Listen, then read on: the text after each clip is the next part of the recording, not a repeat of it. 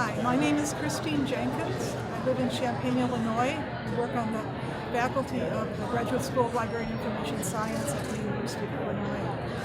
The book I chose today is Annie on My Mind by Nancy Garden for several different reasons. This has been an oft-challenged book.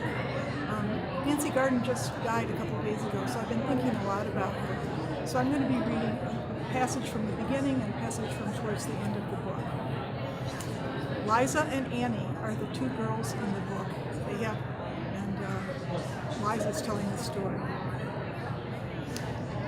You're in love with another girl, Liza Winthrop, and you know that means you're probably gay, and you don't know a thing about what that means. I went downstairs to Dad's encyclopedia and looked up homosexuality. They didn't tell me much about any of the things I felt. What struck me most, though, was that in that whole long article, the word love wasn't used even once.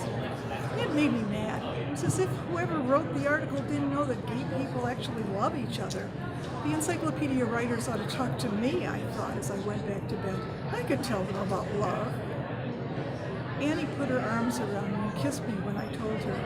We were in her room. I'd come for Sunday dinner. Encyclopedias are no good, she said, going to her closet and pulling out a battered, obviously secondhand copy of a book, Patience and Sarah, it said on the cover, by Isabel Miller. I've had it for a couple of weeks, said Annie apologetically. I wanted to give it to you, but I guess I wasn't sure how you'd take it. Oh, I'd take it, I said to her. How'd you think I'd take it? I'm not some kind of ogre. Well, it just seemed like you still didn't seem sure, said Annie quietly. I was going to show it to you sometime, really. Don't be mad. Please, it's a lovely book. Just read it, okay?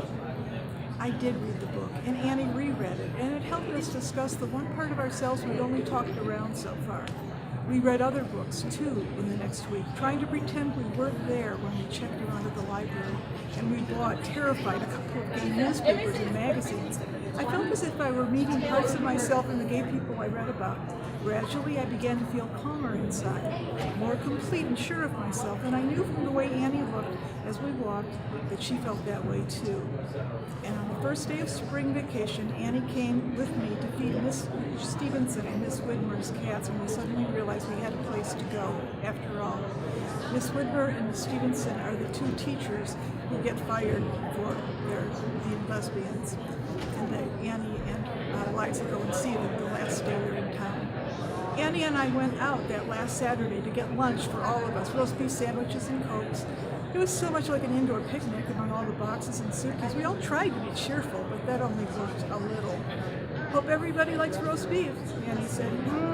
Miss Stevenson bit into her sandwich. Super. She waved her sandwich at us. Eat up, you two. Oh, stop looking like a couple of frightened rabbits. It'll be okay. There are lots of unfair things in this world, and gay people certainly come in for their share of it. But so do lots of other people, and besides, it doesn't really matter. What matters is the truth of loving, of two people finding each other. That's what's important, and don't you forget it. Annie smiled at me, and I felt her hand squeeze mine, and I think we both realized the same thing. A comfortable feeling. I was able to sit there with other people like us holding hands, but even so, I still felt crummy inside.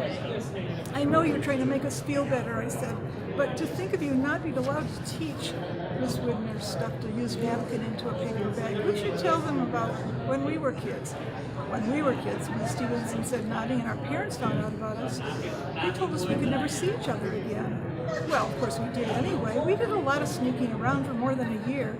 We got caught a few times.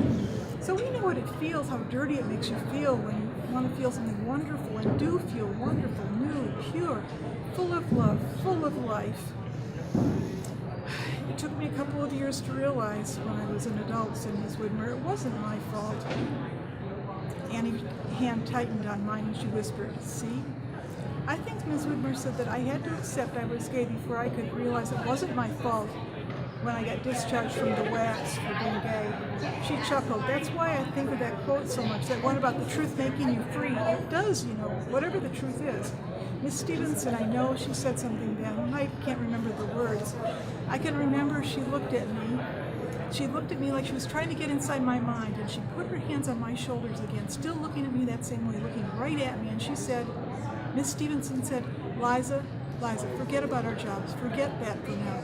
This is the thing to remember. The very worst thing for us would be to be separated from each other, or to be so worn down, so guilt-ridden and torn apart that we couldn't stay together. Anything else is just bad, said Miss Whitmer. No worse than bad. Bad things can always be overcome. You did nothing to us, Miss Stevenson said gently. If you two remember nothing else from all of this, Miss Whitmer said, remember that. Please, don't punish yourself for other people's ignorant reactions to what we all are. Don't let ignorance win, said Miss Stevenson. Let love.